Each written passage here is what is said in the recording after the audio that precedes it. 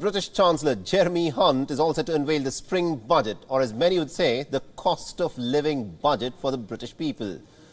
The British Treasury has said that it will extend the energy price guarantee, which means that the cap of £2,500 could be extended for another 3 months. Now, Hunt will deliver his tax and spending plan to the British Parliament as thousands of healthcare workers, teachers, civil servants, London's YouTube railway workers are presently staging their latest day of strikes over pay and other work conditions. According to reports, Hunt is considering the expansion of free childcare to under 2 years old in England. As parents of 1 and 2 years old are expecting a 30-hour of free childcare a week from the government, currently 3 and 4-year-olds get at least about 15 hours of free childcare per week. Another topic that will be on top of the focus is that of corporation tax, the tax that is paid by the British firms and foreign firms with offices in the United Kingdom. And it alters according to the percentage of the profits that they make, and currently the rate is 19%, which is expected to rise to 25% in April. Now, the plan was announced by the then Chancellor Rishi Sunak in 2021, and experts predict that Jeremy Hunt will follow the same path. However, some Tory backbenchers are opposing the rise in taxes as they fear that this will stop investments into Britain. The analysts are also predicting that proposals to encourage people of Britain aged above 50 to rejoin the job market will be a good thing to do. Since the former British Chancellor Kwasi Kwarteng unveiled the so-called mini-budget, many things have in fact changed across the United Kingdom. The plan will be scrutinised very closely after the last budget that has in fact pushed the United Kingdom into a market turmoil, and this will be a big test for Rishi Sunak's government as well. England are taking further steps to make a sizable... Mr. Speaker.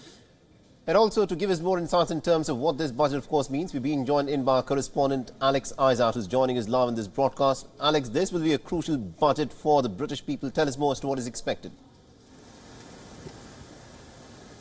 Yeah, absolutely. So we are obviously expecting to hear a lot more about the childcare situation that you mentioned, and also about pension caps as well. Now, one of the big things in all of this budget is to try and sort out this short-term cost of living situation that a lot of people are having to deal with. So offering free childcare, 30 hours, and for the younger children as well, will be a real positive to those families who have to spend so much on childcare. In fact, the UK is one of the most expensive places for childcare, and a lot of people have previously made the decision to just stay at home with their children. But of course, again, this budget is really pushing for people to get back into work, and that's one of the really big pushes when it comes to giving more free childcare, but also making sure that people who have potentially gone out of work during COVID and decided that they wouldn't return, getting them back in as well by reaching that top pension. We're also expecting to hear about the energy cap, that it will continue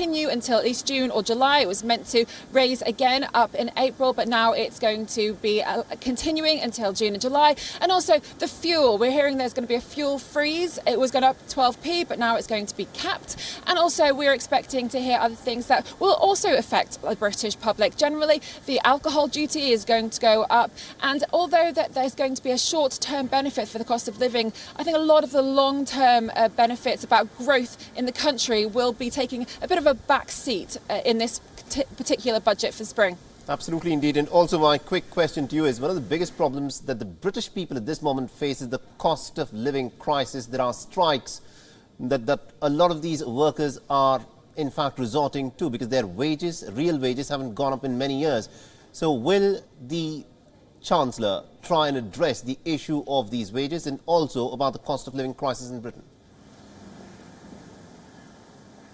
Well, that would be quite an interesting comment if he's going to make it. The government has said over and over again that the maximum that they're willing to be giving across all the sectors, the public sectors, is 3.5%. And as we do keep hearing every time that there is a new strike, that they want more in line with inflation. And of course, inflation hasn't come down as much as expected, although it is slightly coming down. So potentially as we hit into the summer and autumn, there may be a push to get better wages. But right now, that doesn't seem to be their major priority, because as they keep repeating, the government government has been saying that if they give one sector a pay rise, they'll have to give a lot more sectors a pay rise. And at the moment, the UK finances just can't deal with that right now. But there should hopefully be some commentary, because we are facing today huge strikes, as you mentioned, across very many sectors, and we are going to be seeing even more coming in the further weeks. In fact, some of those unions have said if there isn't a discussion about pay to come shortly, then we're going to see major general strike potentially coming in the next few months, which will be devastating for the rest of the UK public, as they'll try just to get to work or trying to find loved ones or at least get to the shops. Absolutely indeed. Thank you very much indeed, Alex Izat, for joining us and getting us all those details there. WION is now available in your country. Download the app now and get all the news on the move.